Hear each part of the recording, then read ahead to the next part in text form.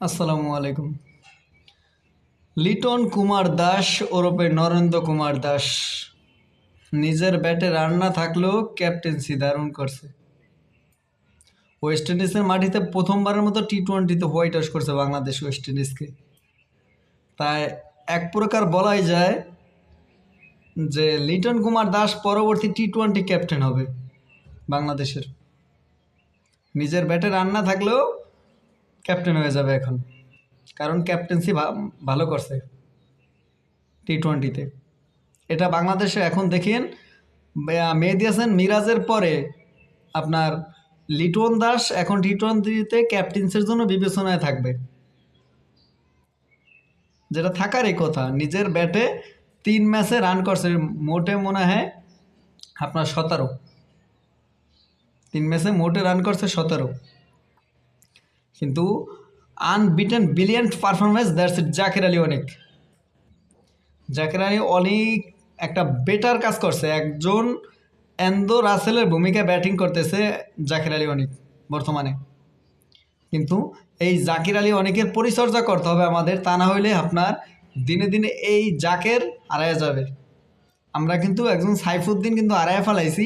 এই সাইফুদ্দিনের শুধুমাত্র আপনার পরিচর্যার কারণে একজন সাইফুদ্দিন আমরা তৈরি করতে পারি নাই। এক হার্দিক পান্ডিয়ারে কিন্তু ভারত কিন্তু কখনো বসায় রাখে নাই। হার্দিক পান্ডিয়ার যে কোনো সময় অসময়ে সুযোগ সুবিধা অসুবিধাগুলো ভারতীয় ক্রিকেট বোর্ড বিসিসিআই দেখছে, কিন্তু এই কারণে আমাদের সাইফুদ্দিন শুধুমাত্র পরিচর্যার অভাবে সুযোগের অভাবে হারায় গেছে। একটা সাইফুদ্দিন যদি থাকতো তাহলে কিন্তু আমাদের একজন ব্যাটিং থাকতো, একজন বলার থাকতো। জাকির আলী অনেক যদিও উইকেট কিপিং ব্যাটসম্যান, কিন্তু আমাদের এই জাকিরের হাতে যে পাওয়ার স্ট্রাইক আছে, কিন্তু এটা অ্যান্ড্রু রাসেলের থেকে কাছাকাছি, ফুল অ্যান্ড্রু রাসেলের মতো কাছাকাছি জাকির আলী অনেক। কিন্তু জাকির আলী অনেক কিন্তু ধারাবাহিকভাবে টেস্ট ওয়ানডে টি-20-তে কিন্তু ধারাবাহিকভাবে রান করে যাইতেছে। কিন্তু এখানে আমাদের বিষয় হলো এই জাকিরকে কিন্তু হারায় দিতে যাওয়া যাবে না।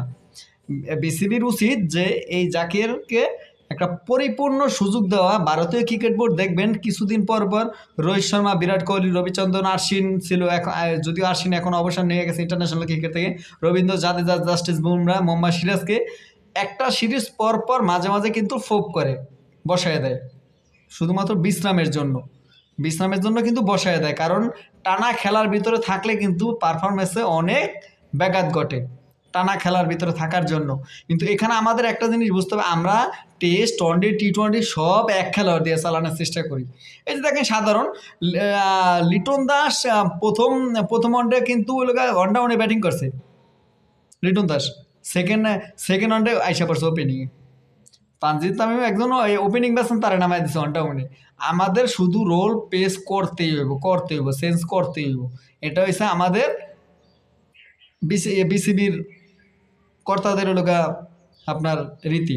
কিন্তু যাই হোক, দিন শেষে ওয়েস্ট ইন্ডিজের মাটিতে বাংলা ওয়াশ করছে বাংলাদেশ। অভিনন্দন লিটন কুমার দাসের ক্যাপ্টেন্সি দারুণ করছে। বিশেষ করে শেখ মাহাদি, তারপর শামীম পাটোয়ারি, রিশাদ হোসেন, জাকির আলী, এরা কিন্তু সৌম্য সরকার খুব ভালো পারফরমেন্স করছে, ভালো ফর্মে আছে। আশা করি নেক্সট সিরিজগুলো বাংলাদেশ ভালো করবে।